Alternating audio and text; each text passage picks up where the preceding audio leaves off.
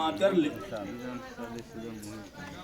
بیٹی کا عقد کر کے گوندا صدیق نے بیٹی کا عقد کر کے عقد کا بھی نکاح عقد کے معنی نکاح یعنی حضرت ابو بکر صدیق نے اپنی بیٹی حضرت عائشہ صدیقہ رضی اللہ تعالی عنہا کا نکاح میرے آقا علیہ الصلوۃ والتسلیم سے کیا اور ام المومنین حضرت عائشہ ہم تمام مومنوں کی ماں ہیں بیٹی کا عقد کر کے گوندا صدیق نے بیٹی کا عقد کر کے گوندا صدیق نے ارے دھاگے میں دوستی کے رشتہ سرکار کا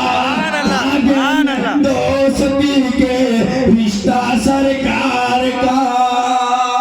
اور مقطع سماعت کر لے دل کی تقدیر کی بھی ایک دن معراج ہو دل کی تقدیر کی بھی ایک دن معراج ہو دل کی تقدیر کی بھی ایک دن معراج ہو ارے دیکھ یہ خواب میں ہی چہرہ سرکار کا دیکھے یہ خواب میں ہی چہرہ سرکار کا پروردگار دے کے رضا سرکار کا پروردگار دے کے رضا سرکار کا روح الامین چومے طلبہ سرکار کا درود شریف پڑھ لیں درود شریف پڑھیے کم سے کم صلاۃ و سلام علیہ اور بلند آواز سے پڑھیے اللہم صلی اللہ سیدنا سفینا مولانا ہم لوگوں سے کہیں بہتر شہد کی مکھی شہد کی مکھی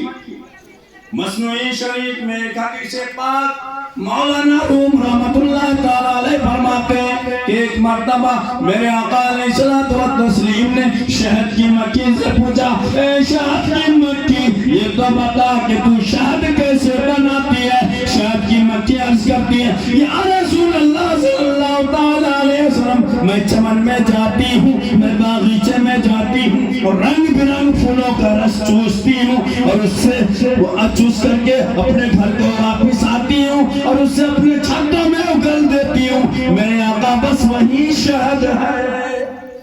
میرے آقا سے کہا مکی نے یا رسول اللہ میں باغیچے میں جاتی ہوں اور قسم قسم کے پھولوں کا رس چوستی ہوں اور اس سے آ کر کے اپنے چھتوں میں اگل دیتی ہوں بس وہی شہد ہے بس وہی شہد ہے میرے آقا نے فرمایا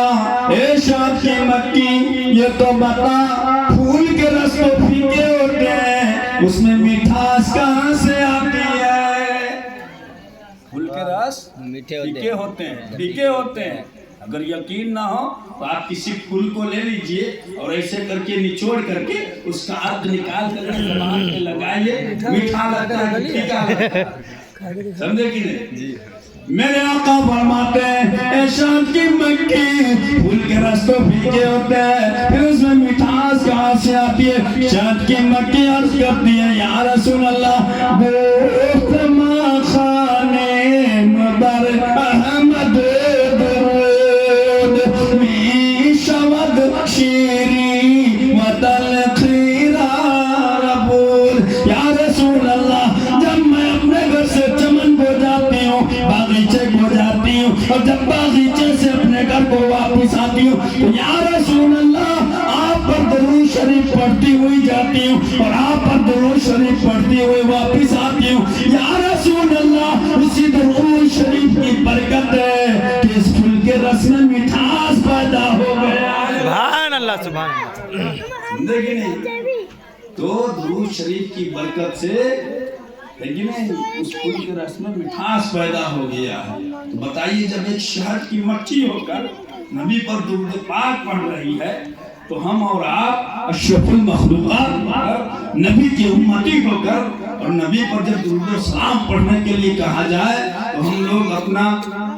کیا کہتے ہیں بہت اس سے کام لیتے ہیں بخالت سے کام لیتے ہیں لہذا بخالت سے کام نہیں لیجئے بلکہ جھوم جھوم کر درود شریف پڑھیے اللہم صلی علی سیدنا مولانا محمد وسلم صلاۃ و سلام علیک یا رسول اللہ صلاۃ و سلام علیک یا حبیب اللہ صلی اللہ تعالی علیہ وسلم. دیکھیں یہاں پر اللہ اس کے رسول کا ذکر ہو رہا